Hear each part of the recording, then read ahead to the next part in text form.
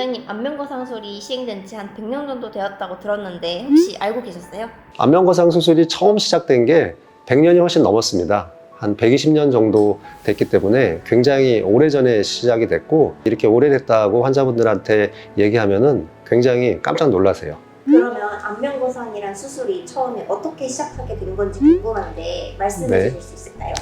1901년 독일 베를린의 한 귀족 부인이 외과의사 닥터 홀랜드를 찾아가서 이렇게 말합니다. 제 얼굴을 당겨서 더 젊게 보이게 해주세요. 이 요청으로 인류 최초의 안면거상 수술이 시작이 됩니다. 그 당시에는 주름 수술을 위한 의학적 시술이 거의 없었고, 화장품 같은 것으로도 만족스러운 효과를 얻기 어려웠던 시기이기 때문에 이 수술은 굉장히 혁신적인 도전이었죠.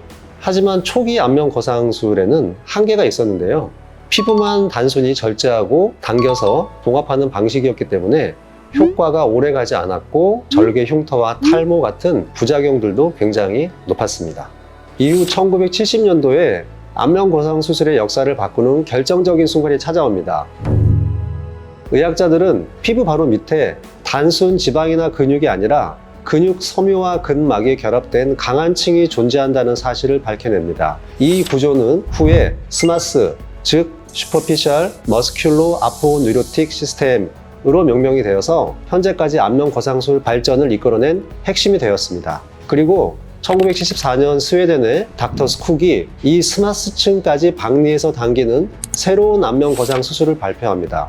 그 결과 효과는 훨씬 오래 가고 표정도 자연스럽게 되는 수술이 가능해졌습니다.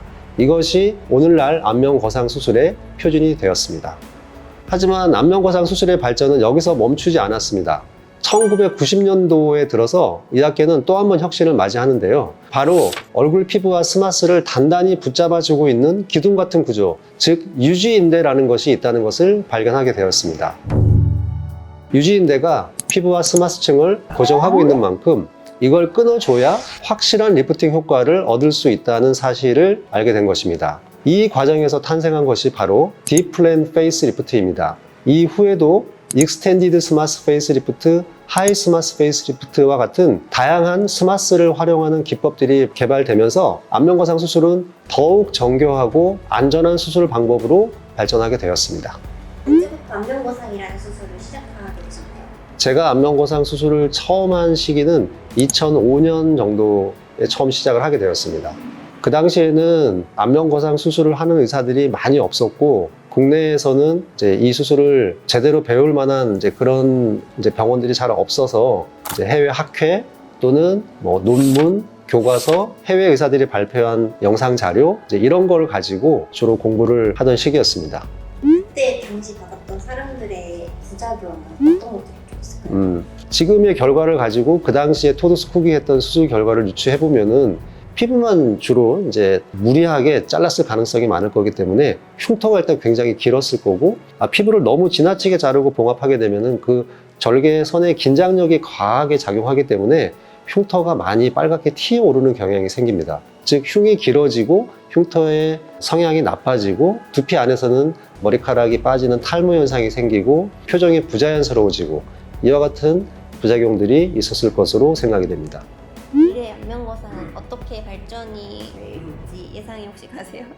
미래의 안면거상 수술은 이게 그러니까 현재 우리가 그 근막을 이용하는 큰 수술법이 이렇게 몇 가지가 있는데, 그 수술법들의 어떤 장단점과 주요 효과가 조금씩 차이가 있어요. 그거는 사람들의 얼굴이 그만큼 다양하기 때문에 근막을 충분히 당기고 남는 피부를 절제한다는 큰 원칙은 같아도 적용하는 방식이나 범위에 있어서는 사람마다 조금씩 차이가 날 수밖에 없는데, 그러한 부분들이 좀 더 정교하게 발전이 되지 않을까, 이런 생각이 좀 듭니다.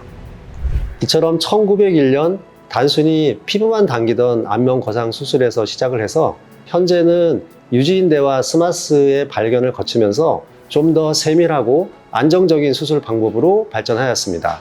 앞으로도 이 안면거상 수술이 어떤 발전을 통해서 얼마나 더 정교하고 세밀한 수술로 발전이 될 수 있을지 기대가 됩니다.